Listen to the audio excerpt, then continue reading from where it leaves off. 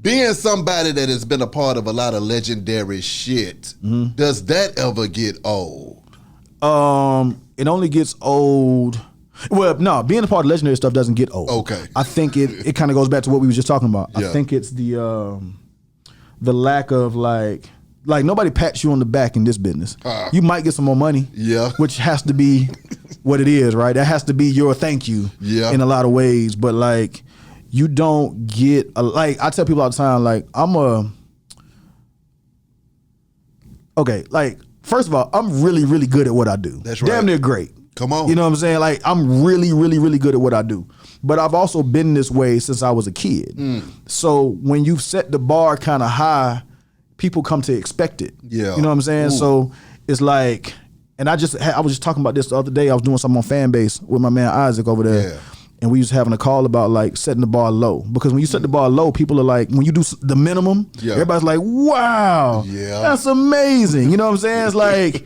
It's like think about like how people view men, right? And he'd be like, man, look at him taking care of his kids. Exactly. Wow, that is like amazing. He picked his kid up from school. Get out of here. It's like, yeah, that's his kid. Come on. You know what I'm saying? So for me, it's like when I do something amazing or that I know it's not the norm, nobody is like, wow, Nick, I can't believe you did. Everybody's like, that's Nick. Exactly. And that's just what Nick does. Of course, Nick is attached to this thing or that thing, or he got that opportunity, or he went to that place or got that award. Everybody's like, cool.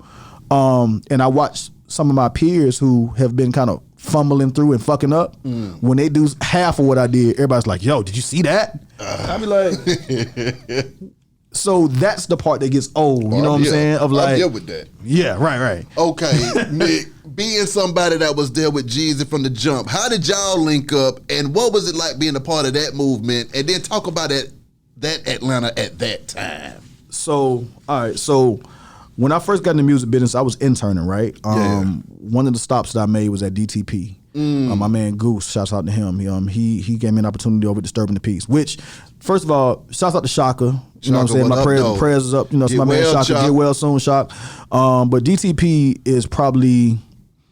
Okay, so in the early '90s, Atlanta had LaFace. That's right. So if you was of an age, of a certain, of that time, like a lot of people worked at LaFace. That's right. In my era, when I was coming up, everybody kind of came out of DTP. Shaka and Jeff gave everybody an opportunity to do something. Damn. And so I was interning at Disturbing the Peace early on, and I wasn't making no money. I was intern, and so I'm like, how can I make some money?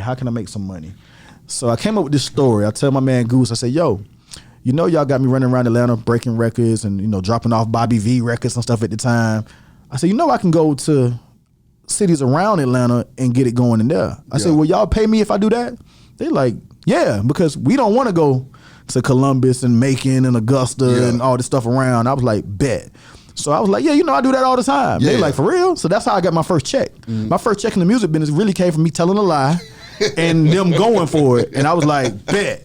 So they gave me gas money and a couple bucks. It wasn't a lot of money, but it was enough to put something in my pocket. That's right. And so I started, my mom is from Columbus, Georgia, so I started in Columbus. Yeah. Then I was like, man, well, if I can drive 2 hours to Columbus, I can drive an hour and a half to Macon, 2 hours to Augusta, 2 hours to Chattanooga, 2 hours to Birmingham. I just started drawing a circle around the city. Exactly. And so while I was down in Macon, I met a lot of good people. DJ Smooth. What up, DJ Smooth. I met him years ago. My God. DJ T Love, my man LJ Malone. And so LJ actually introduced me to Jeezy and King, but at that time they were Young Guns Entertainment. They weren't even CTE yet. Facts. And at the same time, I had a job in the tag office. I was in the tag office off Holcomb Bridge Road in Alpharetta. So the story goes like this: I'm in the tag office. Kink comes in to renew the tags for Young Guns Entertainment. And older lady who's working with me, she takes him. But everybody in the office knows I do music or trying to do music. Yeah. So when he walks out, the lady says, hey, Nick, do you know that guy? I'm like, who was it? She's like, I don't know. Some guy, but it was something entertainment. Maybe you should reach out to him. I'm like, all right, cool. So I get up from my desk and I walk outside and it's Kink. I already met him. Yeah. And so he's looking at me in my little polo shirt, khakis. He's like, what are you doing here? I thought you... I'm like, yeah, bro, I got a job, bro. I got kids. I had a kid. I had one kid at the time. I'm like, bro, I got to make money. Come on. That don't really pay me for real. So I got this job. Come on. He's like, man, we looking for somebody to do our marketing, bro. And he said, this was like right when they transitioning from Young Guns to Corporate Thugs. And he's like, I'm like, what the office at? He like, man, we in the house down the street. I'm like, huh, okay, house down the street. How much you gonna pay me? And he said, he gives me a number. I said, I'll tell you what, I'm gonna quit this job and I'm gonna come work with y'all. You know what I'm saying? And that's literally how it happened. I met them on a fluke down in Macon and then ran into them in Atlanta, and that's how I got to get. They were still working out of a crib. Oh my God. And Alpharetta, man. But Atlanta at that time was buzzing, because you gotta remember at that point, before Jeezy, the biggest thing in the city was Tip. Yeah. And Tip had the city on fire. Yeah. The West Side, Bankhead, they was sticking their chests out. Feeling good. Oh, what? Yeah. And I always joke about how West Siders kick it, because I'm from the East. I'm from Decatur. So it's like but the West Side at prime Tip was like, couldn't tell them nothing. Couldn't tell them nothing. Nothing. You know what I'm saying? This is prime Atlanta. So it's like, it was dope to kind of watch the growth of Tip, the emergence of Jeezy, and just everything that sprang forth from it. Because again, like, this is BMF era. This is coming out of Crunk. Yeah. Coming out of Snap, and then going into Trap. What a time to be alive, It was Nick. the best time to be alive, Come on, man. The best time, because I got to see John, Parlay, D4Ls, Franchise Boys, everybody, like Tip. You got to see everybody within maybe a 5-year span of just like, Atlanta is never gonna let up. And I just saw it. Like, so we went through 3 eras in about 5 or 6 years. Yeah. And I'm like, no one can stop us, because we keep changing and evolving. Okay, you touched down over there at CTE, and it's time for you to lay the smack down on the marketing tip. What was that like when you said, okay, let me figure out how the hell I'm gonna market this thing? Surprisingly easier than people think it was. The thing, dealing with Jeezy was a whole nother animal, because Jeezy's Jeezy. I don't know if that's a Libra thing or what.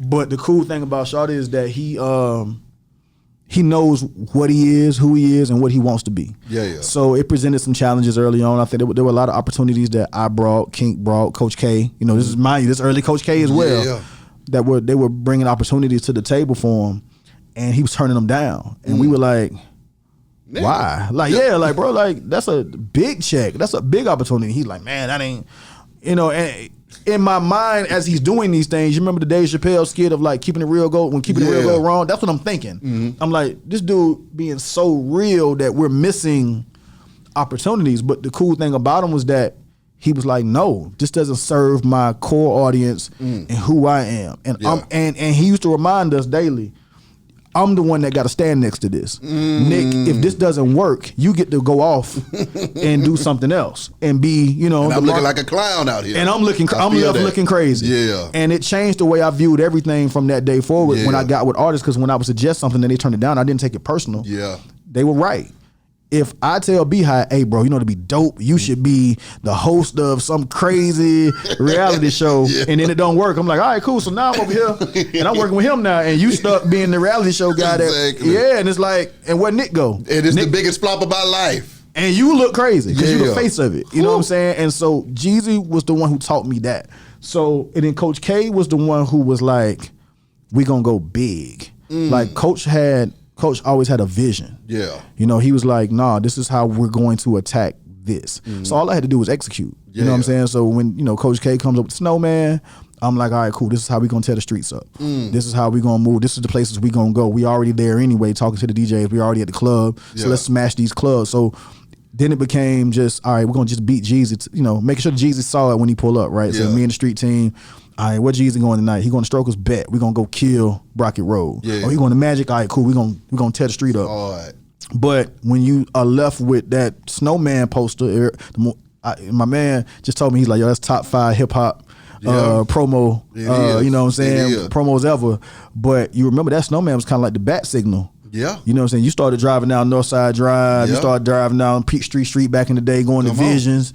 And all you see is Snowman posters for a mile. Come on, Snow somewhere around here. Hey man, you know something going on. Come on. And I think that, just watching that made it really kind of sharpen my skills in terms of like, okay, it doesn't have to be busy. It don't have to look over the top. It don't have to be crazy. It can be simple and effective. Come on. And you know what I'm saying? I learned a lot from that opportunity, man. Like, and none of the things I'll ever take away, no matter how anything played out after that.